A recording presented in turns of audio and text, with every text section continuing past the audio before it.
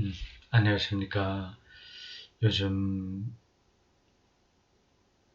달이 밝습니다.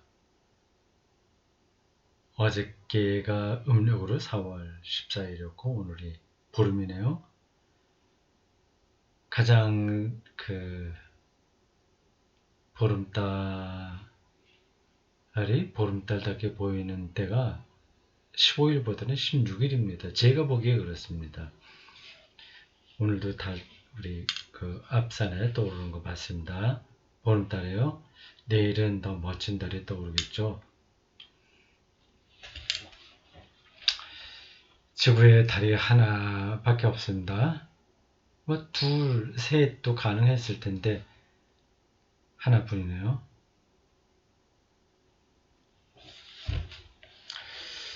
자, 오늘 위대한 열정 21강 하겠습니다.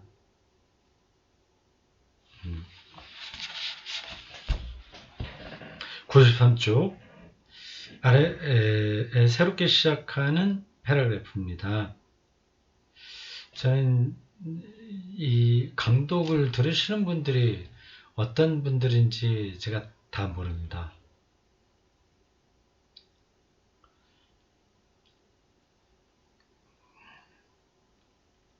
그래서 신학적인 그런 마인드가 어느 정도 있는지 전혀 감을 못 잡거든요. 그래서 천차만별이겠죠. 강의실 같은 데서는 학생들이 비슷하니까 말하기가 그렇게 어렵지는 않습니다. 근데 이렇게 뭐죠? 전혀 모르는 사람들 이렇게 열려있는 온라인 강의에서는 기준을 잡기가 참 힘듭니다. 저의 딸 같은 생각을 하는 사람들도 있을 거고 뭐 신학생이나 또 어떤 목사님들도 계시긴 하겠죠. 네, 일반적으로는 생각이 있는 평신도 드릴 겁니다. 네, 그런 분들에게 이 책이 얼마나 어려울지 제가 상상해 갑니다. 참고 따라 보십시오. 이걸 다 끝난 다음에는 이게 신학적인 사유가 한 뼘 정도는 잘했다는 걸 느낄 겁니다. 그럼 뿌듯하겠죠. 이런 표현을 제가 가끔 하지 않습니까? 어떤 사유, 생각, 이게 좀 잘한다. 아는 분들은 알겠죠? 그게 어떤 뜻인지요?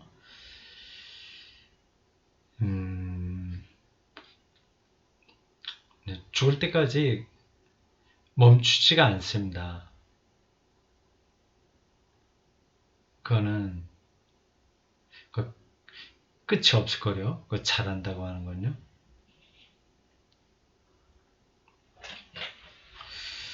자, 보겠습니다. 인간에게 다가오시는 하나님의 길을 늘 가르치는 하나님 오신다예요. 하나님 말씀하신다. 이니셔티브가 하나님에게 있습니다.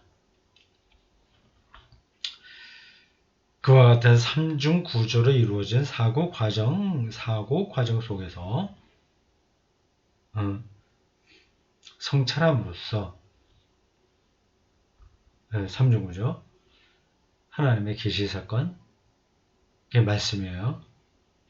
그리고 이게 기록된 말씀, 기록된 계시, 그리고 선포, 삼중 구조예요.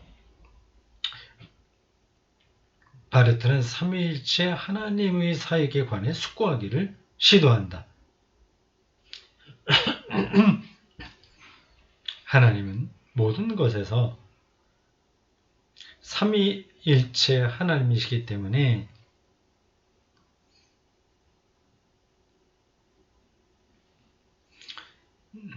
하나님은 존재하고 말씀하고 행동하시는 모든 것에서 삼위일체면서 존재하고 아버지로서 말씀하시고 아들로서 행동하시는 영으로서 뭐 이렇게도 구분할 수 있어요. 그러한 삼위일체이면서 언제나 또한 동시에 한 분 하나님이라고 생각되어야 한다. 그 따로 하나만 있으면 안 돼요. 존재하고 말씀하고 행동하는 거 이걸 따로따로 분리시키면 안 됩니다. 이게 하나여야 되는 거예요. 어떻게 존재와 말씀이 하나인가? 그 존재 하나님의 존재가 어떻게 행위와 하나인가? 그런 것들을 생각할 줄 알아야죠.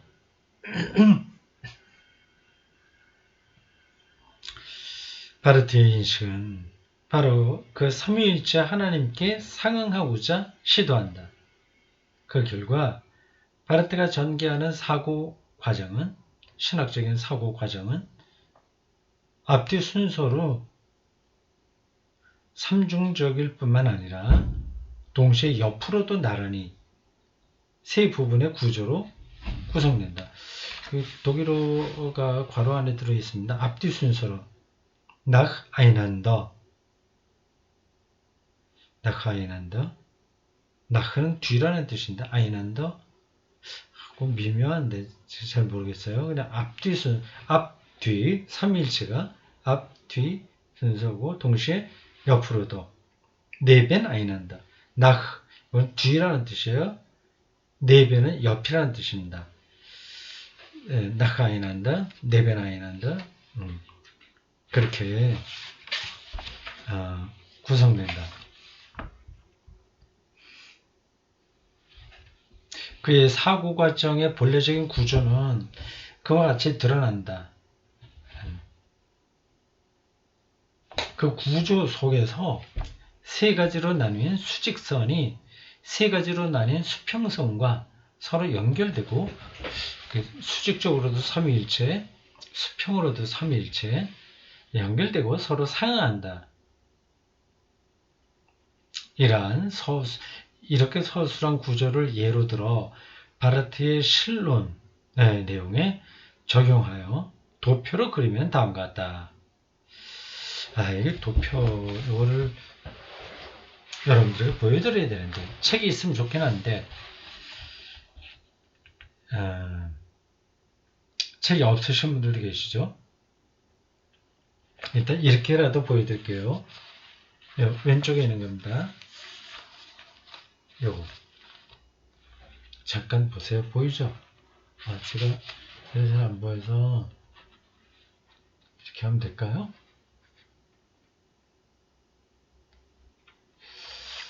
이렇게 하고 제가 강도는 할 수 없으니 다시 돌려봐야 되겠습니다.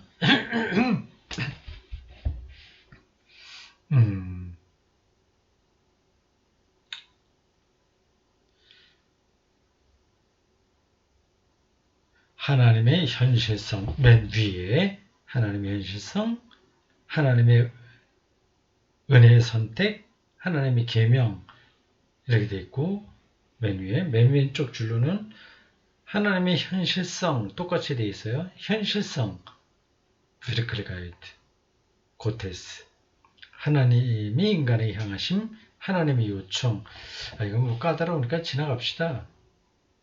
이렇게 수직적으로도 삼위일체 수평적으로도 삼위일체적인 사유를 한다는 겁니다. 이 바르트가 단순한 게 아닌 거예요.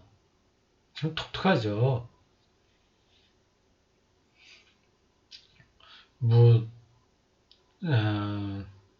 기독교 신학은 근본적으로 삼위일체인데 유독히 바르트가 저렇게 신학을 전개한다고 해서 특별한 거냐 이렇게 생각할 수 있습니다. 근데 특별한 이유가 일반 교의학자, 조직신학자들은 삼위일체라는 항목을 따로 붙들고 삼위일체를 설명하거든요. 근데 바르트는 모든 항목들을 다 삼위일체 시각에서 접근하는 겁니다. 그런 차이가 있죠. 자, 그 도표 지나가겠습니다. 그 옆에 오른쪽에 또 도표가 나오네요. 바르트의 사고 과정은 이거 뭐 신학이라고 하는 게 하나님의 말씀을 잘 가르치고 뭐 다 있는 건데 무슨 그 신학자만의 사고 과정이 있을까 생각하실지 모르겠습니다. 그렇지 않아요. 다 각각입니다. 그리고 뛰어난 사람이 있고 뛰어난 신학자가 있고 그렇지 못한 사람이 있습니다. 이게 그렇게 신학이 하나님께서 예수를 이 땅에 보내시어 말씀이 육신이 되게 하셨고 그걸 믿는 자마다 영생을 주고 뭐 그런 교리를 설명하라고 하는 거라고 생각하시면 이제 잘못입니다. 그런 토막토막난 그 성서의 증언들 혹은 명제들 그런 것들이 종합적으로 한 신학자의 사고 과정 속에서 더 깊은 차원으로 들어가는 겁니다.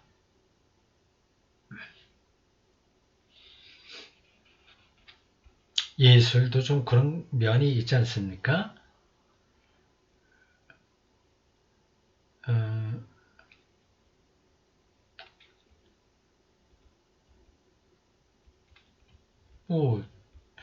뭐예요? 어떤 곡, 예를 들자면 베토벤의 9번 교향곡 합창이라고 하는 거를 어떤 위대한 그 지휘자가 한 번 연주했다고 해서 그게 완성된 게 아니에요. 다른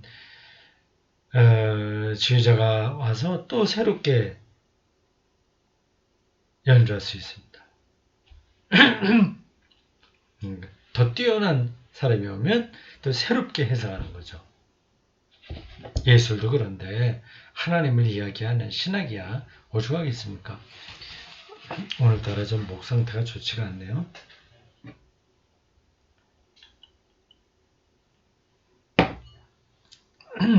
다른 때도 제가 성대가 좀 약한 편이라서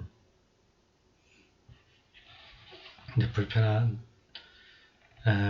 한데 오늘은 바깥에서 좀 일을 해서 그런가?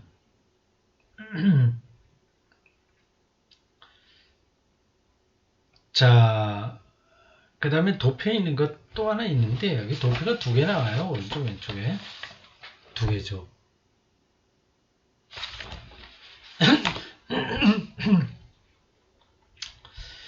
그냥 도표는 그만두고 그러니까 이렇게 그 자세한 내용은 여러분들이 몰라야 됩니다. 그러나 전문가들이 앞으로 바르테 교회학을 읽어야 될 그,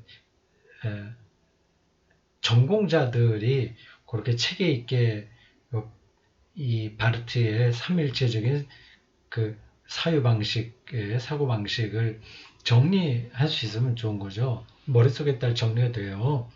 근데 뭐 일반적인 사람들은 우리 잘 그런 거 잘 머릿속에 넣어두지 않아도 됩니다. 그걸 바르트가 그렇게 수직적, 수평적 그런 삼일체 방식으로 신학을 했다고 하는구나. 그런 정도로 알고 계시면 됩니다.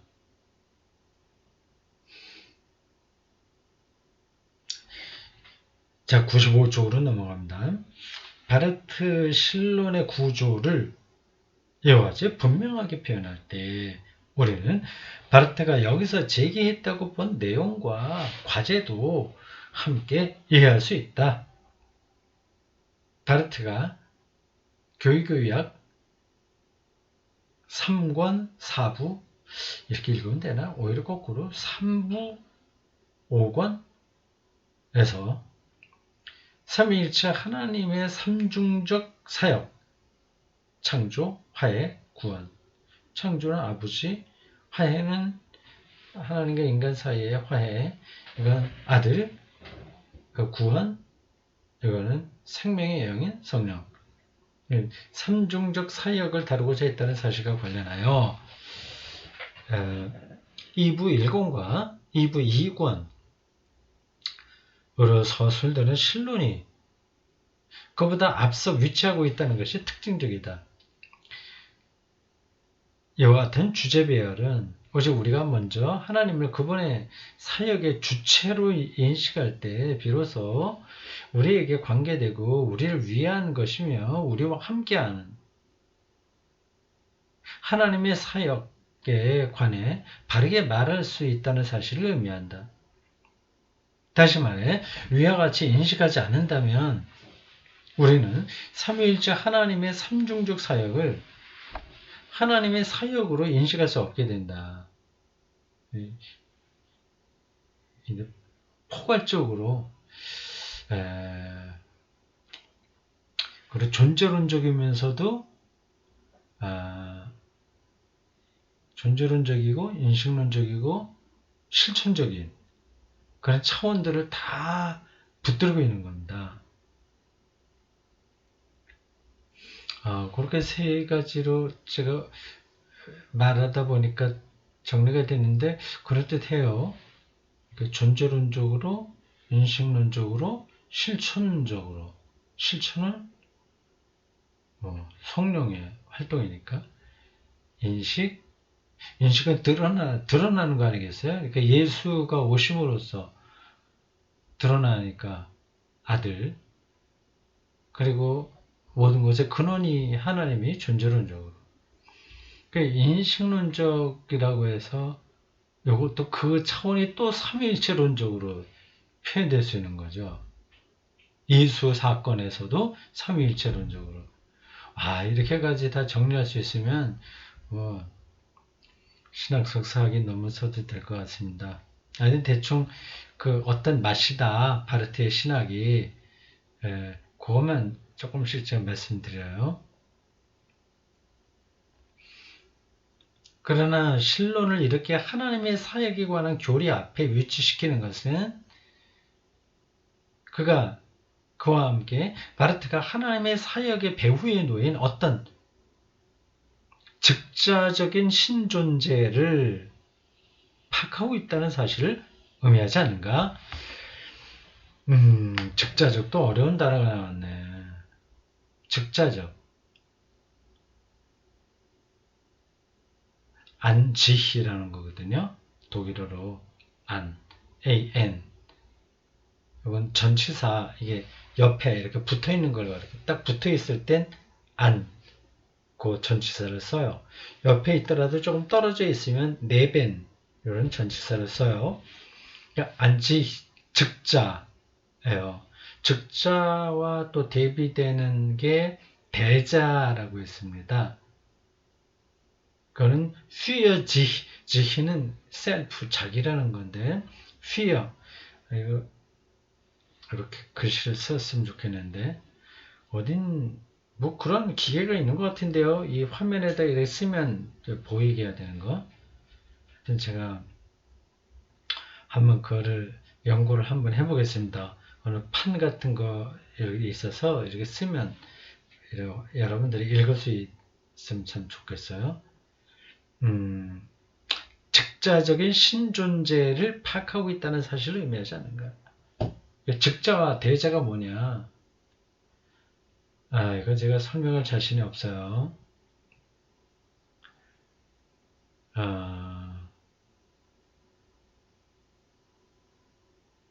넘어가겠습니다. 즉자, 대자.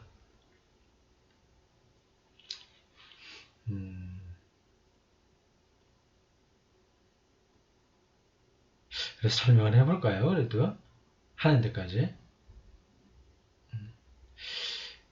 그냥 쉽게 저라고 하는 사람이 있다고 합시다. 그러면 그냥 내가 나라고 하는 거를 직면할 수 있잖아요. 몇 년도에 태어나서 좀 어떻게 공부하고 어떻게 살았고 가족은 어떻게 이루었고 뭐 그런 거 저의 정체성에 직접 관계되는 것들을 중심으로 해서 나를 본다면 그게 이제 안지기, 즉자적인 거죠. 그냥 나예요. 근데 대자라고 한다면 나만 따르는 게 아니라 어떤 사람과의 관계, 내가 쓴 책,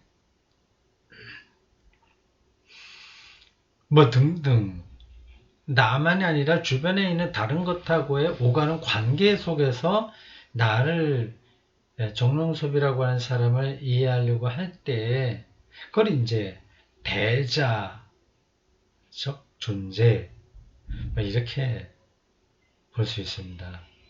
그냥 간단하게 그냥 추려갖고 거칠게만 표현하면 거기에 가까울 겁니다. 제가 100% 자신은 없어요.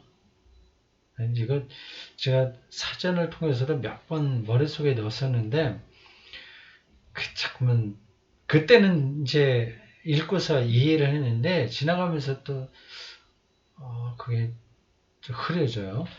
근데 아직까지 저의 기억에 남아있는 것으로는 이렇게 설명할 수 있습니다.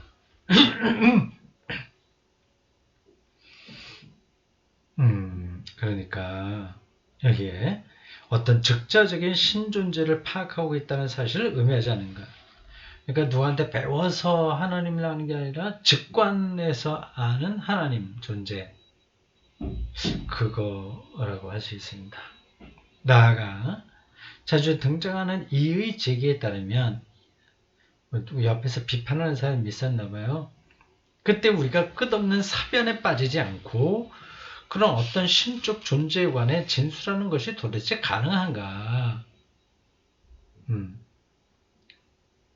그 즉자적인 신존재를 바르트가 파악하고 있는 것 같은데 정말 그런 것들을 자기 혼자의 사변적인 막 그 미로 어떤 그런데 막 헤맨다기보다도 자기가 그 다니면서 사변적으로 그거를 하나님을 이야기하는 하니까 그렇게만 그런데 빠지는 거 아니냐. 바르트의 신학이 사변적인 게 분명히 있어요. 그런 비판이었습니다. 왜냐하면 우리 인간은 다른 모든 것과 마찬가지로 하나님을 우리와의 관계 속에서가 아니면 달리 인식할 수 없기 때문이다.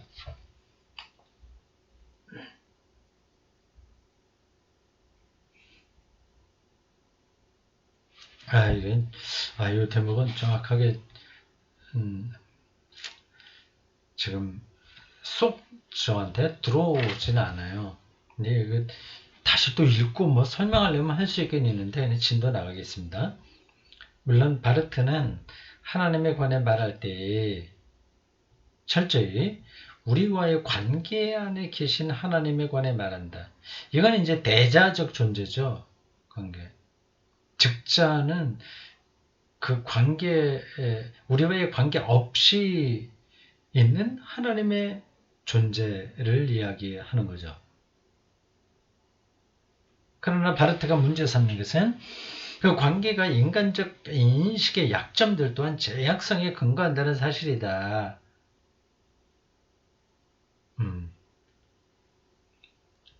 우리의 인식의 한계,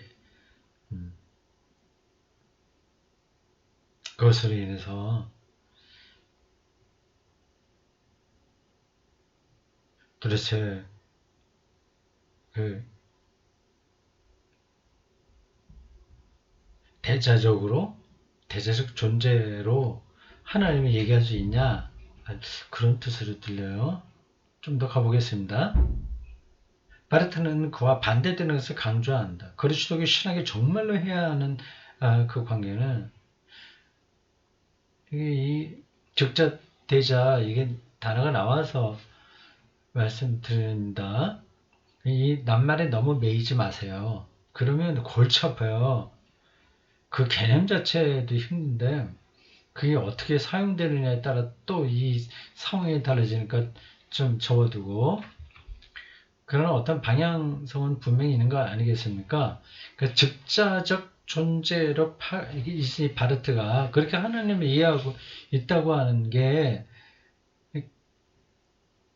우리의 어떤 인식으로 그를 증명하고 뭐 이러니까 하나님이 이런 존재가 아니냐 이렇게 하지 않는 거죠. 그렇게 말하지 않습니다. 그거는 그렇게 할 수 없다는 겁니다. 바르트가 보기에는 우리 인간의 인식의 제약성으로 인해서요.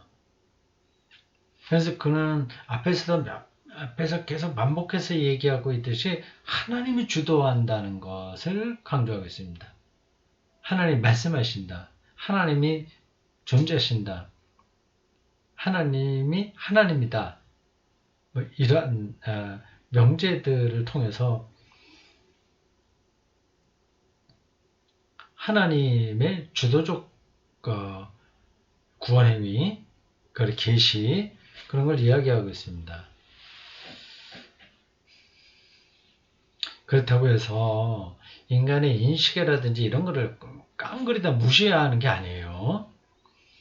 최대한으로 우리가 그걸 인식할 수 있도록 노력을 해야죠. 그러나 그것마저도 결국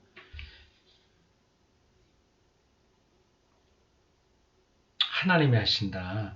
그거를 붙들었습니다. 그럼 어떤 게 우리의 인식의 노력으로 얻은 대답이고 어떤 게 하나님이 하신 일이냐? 그걸 구분하기가 딱 구분되는 건 아닙니다. 그러나 어디에 그 신학의 무게가 있냐는 알 수 있는 거죠.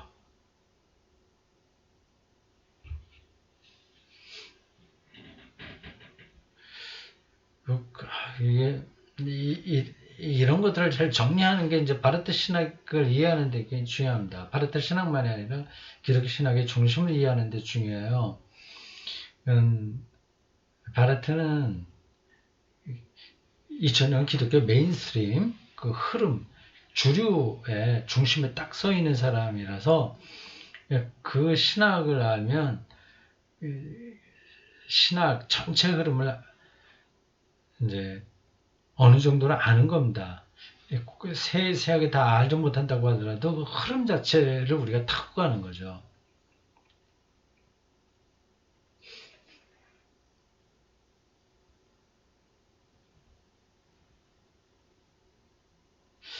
근데 그거를 지금 뭐를 말씀드리려고 하다가 잠깐 놓쳤었는데 다시 기억이 났습니다. 인간 인식이 필요해요. 그거를 바르트가 어떻게 부정하겠습니까? 그러나 하나님의 주도권을 늘 강조하고 있어요. 근데 그게 칼로 딱 잘라서 어디까지가 뭐 인간의 인식의 영역이고 어디까지가 그 어떤 게 또 하나님의 주도적 그 계시 행위냐 이런 것들을 선으로 긋지는 못하나 어디 포커스 그 신학 사유 과정 거기에서 무게가 어디에 있냐는 거는 알 수 있는 거예요. 저도 그런 점에서는 이제 바르트 입장에 따르고 있습니다. 설교자로서요. 우리가 역사도 봐야 되고 학문, 인문학, 예술 그런 데의 일상 그런데 하나님의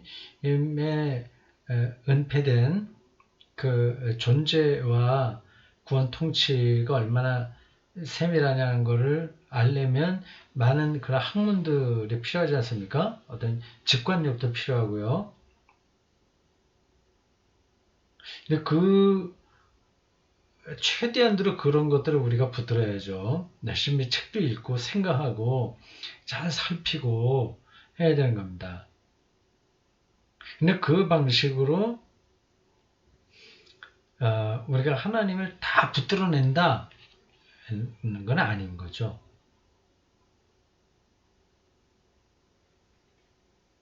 여전히 그 하나님은 정말로 열려있는 분, 그래서 그분이 우리에게 자기를 열어주시는 것만큼 우리는 알 수밖에 없는 상황을 끌어가시는 분, 이렇게 얘기할 수 있습니다. 조금 이제 산만했는데 지나갑시다. 바르트는 반대되는 것을 강조한다. 그리스도교 신학이 정말로 말해야 하는 그 관계는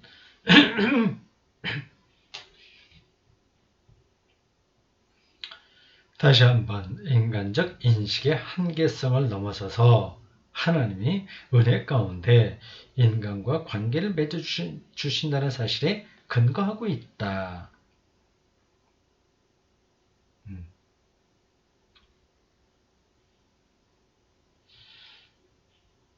그러니까 내가 이해할 수 없는 건 없어. 인정하지 않아. 이래갖고는 이제 신학이 성립되지 않습니다. 근데 우리가 인식할 수 없는 그걸 어떻게 우리가 이해하고 믿을 수 있단 말이냐. 그건 나는 반대한다. 그건 이제 실증주의자, 불가지론, 실증주의 입장입니다. 뭐 그런 방식으로 살아갈 수도 있어요. 근데 신학도 이제 그런 방식으로 하는 사람들도 있죠. 거기까지만. 그렇게 하지 않고 인간적 인식의 약점과 제약성 위에서 사고한다면 한편으로는 만물을 바로 자기 자신과 연관시키는 인간이 신학적 사고의 중심이 될 것이며 하나님의 은혜를 배제하면 인간이 중심이 되며 다른 한편으로 앞서 바르트에게 행해졌던 이의 제기와 똑같은 비판이 제기될 것이다. 이 제기는 앞에서 나온 거예요.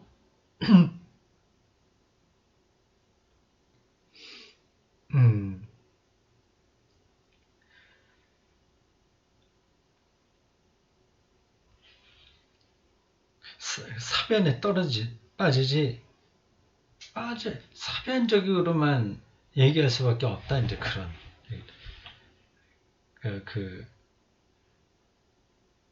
우리 인식에 넘어서 자기를 알리시는 하나님 이런 식으로 얘기하면 사변으로 떨어진 거 아니냐 하는 그런 비판을 이야기합니다.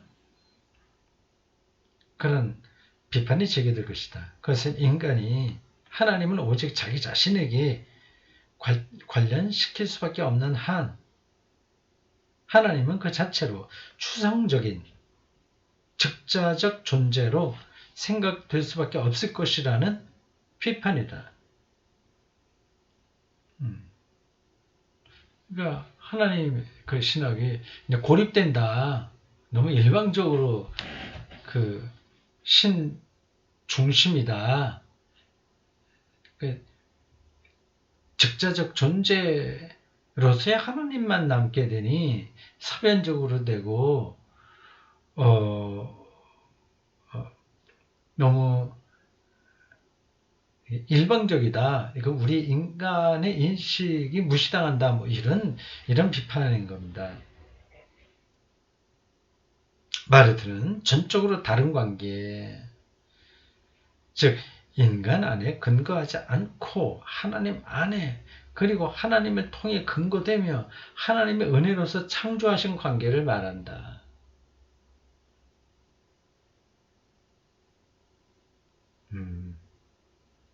이 점에서 바르트가 신론을 하나님의 사역론 말이 좀 이상하죠.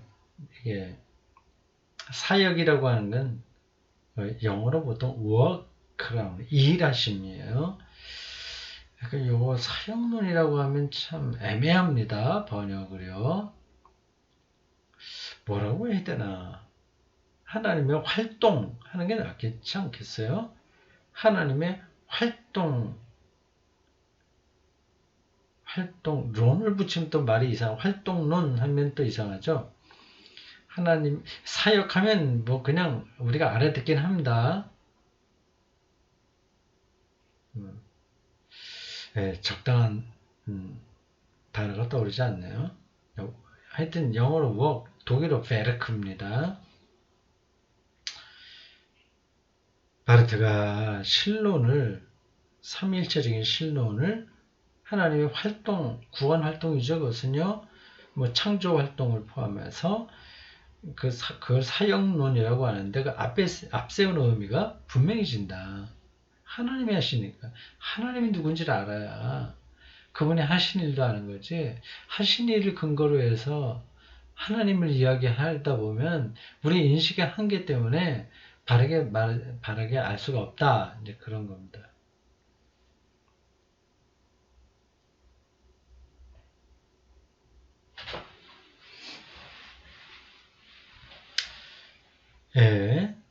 그 의미란 하나님의 사역, 배후에 놓인 어떤 추상적인 신적 존재를 말하는 것이 아니다. 추상적인 게 아니다. 이 바르트는 삼일체론적이기 때문에 추상적일 수가 없습니다. 어떻게 보면 추상적인 걸, 관념적인 걸, 사변적인 걸 얘기하는 것 같은데 그거는 끊임없이 수평적으로도 삼위일체적이라서 예수의 역사, 성령의 구원 활동, 우리의 삶, 그게 들어오지 않을 수가 없습니다. 하나님이 자유로운 은혜 안에서 자신의 사역의 행위자 및 주도자시라는 주장이다. 다시 말해 하나님 자신이 그분의 행동의 주체시며 그 주체란 하나님의 행동의 외부에 있지 않고 그 주체 없이는 하나님의 행동은 하나님 자신의 행동이 아니게 된다. 말이 좀 비비꼬이죠. 이게 그래서 이제 바르트 책 읽기가 힘든 겁니다. 여러 번 얘기했으니까 지나가요. 이와 같은 주체에 하나님이죠. 주체에 먼저 집중하지 않는다면 우리와 하나님과의 관계에서 우리가 실제하시는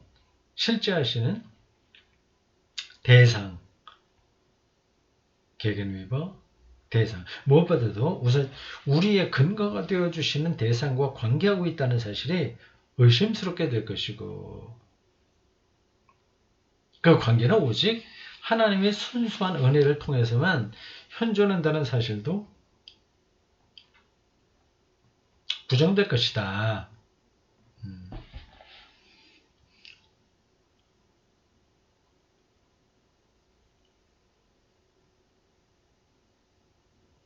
아시겠죠? 안다기보다도 하여튼 그 특징들이 이렇게 드러나고 있죠. 이거를 더 선명하게 설명을 하면 또 어떤 신학은 그 당시에 많이 있었고 지금도 더 그럴 수도 있는데 인간이 우리가 하는 것만큼 우리 열심히 하고 바르게 사는 것만큼 하나님이 세상에 드러나는 거다 이렇게 말하는 입장이죠. 바르트는 그거 동의하지 않습니다. 보통 설교에서도 우리가 이렇게 살면 되냐 우리가 어떻게 살아야 하나님께 영광이 되고 하나님이 세상에 드러난다 뭐 그렇게 얘기하지 않습니까? 근데 그건 바르트 신학이 아닙니다.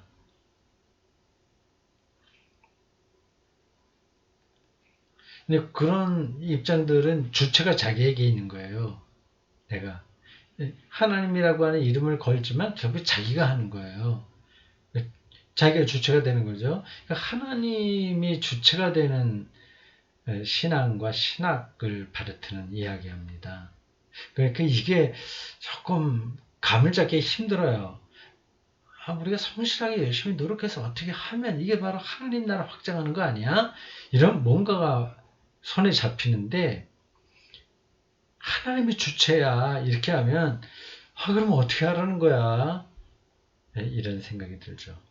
근데 깊이 성서와 신학의 깊이, 영성의 깊이에 들어간 사람들은 그게 뭔지를 안다.